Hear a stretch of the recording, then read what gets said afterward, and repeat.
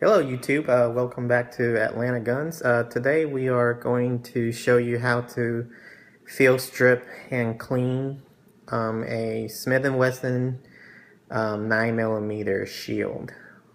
It's an excellent conceal and carry firearm, so if you're considering which gun to get, I suggest that you take a look at this firearm. So here it is right here. Again, just to drop the magazine and to show you that the chamber is empty.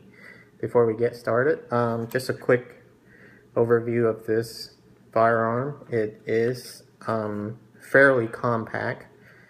Not as compact as, say, Ruger LCP or Bodyguard, but it is fairly compact. It fits and conceals inside the waistband really well, so I would definitely recommend this firearm. In addition to that, instead of firing 380 rounds, this fires 9mm, which is pretty awesome. So give it a consideration. This particular model that I purchased has a safety. I do realize some of the newer models do not come with a safety, so get that into consideration if you're going to be looking for a shield. Maybe you want one with a safety, maybe you want one without. That's really up to your own philosophy. So anyways, I've already dropped the safety. So basically, to field strip this gun, you have to lock the slide back and you have to push down this lever, and then you can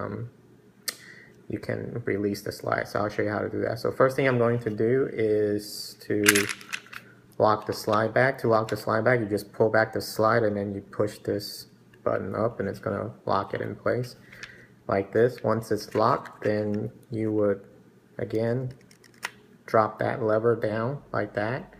And then once you drop it down, you can then pull back on the slide. And this is also why you need to make sure the chamber is clear, because you have to fire this gun. When you fire it, the slide just comes right off, and now you have your lower and your upper. Okay, so to clean the lower, once again, you just spray your solvent and lube combination or whatever cleaning product you like to use, doesn't matter. Spray all up in there, use whatever Q-tips or those little cotton patches, those will work too. Just make sure you clean everything really well here. I will have to say that this gun, this particular one, I can't speak for all the other ones, but this particular one, when I first got it, the trigger was really gritty. And so after working about 300 rounds through it, I think I've broken the trigger in, so the trigger's not as hard to pull and as gritty now. It's actually kind of smooth, so it's a joy to shoot now. Initially, those first 50 rounds were kind of tough. It's like, oh, when is this trigger going to break, right? And but it right now it shoots fantastic, so no complaints. Very, very accurate, almost on the same accuracy as my CZ75B, which is shocking for such a small firearm. But typically with smaller firearms, the trigger is harder to pull because they want to make sure, when you intend to pull the trigger, you intend to pull the trigger. So I do understand the philosophy behind that. But having said that, even with a much heavier trigger pull, I was still able to get the accuracy I can, like my CZ75B. So that's, that speaks volumes for this particular firearm.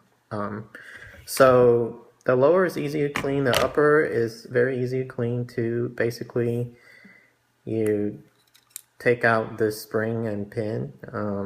It looks like it's all metal construction, so it's pretty solid. And then the barrel kind of just drops out like that. So again, drop your solution down there, leave it for a minute or two, clean the barrel really well, drop your solution all along here. And what you want to do is you want to make sure you lube up the rails on the side, because this gun kind of sits on the rails on the side there, so you want to make sure you lube that, so you get a very very smooth action when you rack the slide. So do that, clean it up, wipe it down, And that's how you do it. To put the gun back together, you take the barrel, you slide it into the slide until the barrel comes down, and it kind of drops into place like this. And then you take the spring and pin, and you just kind of line it up. There's a hole right here, so you just line it up, and then you just push that in until it kind of drops in place like that. You can kind of look at it and line it up so that makes sure it's straight. I don't even think that really matters as long as it's dropped in there, but you know, if you want to be perfect about it, you can line that up. So once that's lined up, you just take your lower, and again, there's these two guides, you know, you guide in the rear of the slide like that, and you just kind of go all the way in until you kind of you know, rack the slide once just to make sure everything goes back clear. And then again, to lock the slide back, you just pull all the way back and, you know, push up that middle button. That's going to lock the slide back. Now you just take this lever and push it back, and now the gun is ready to go. So you can test functionality by releasing the slide, and again, make sure it's the the chamber is clear, and then you can test fire. So I'm going to test fire right now.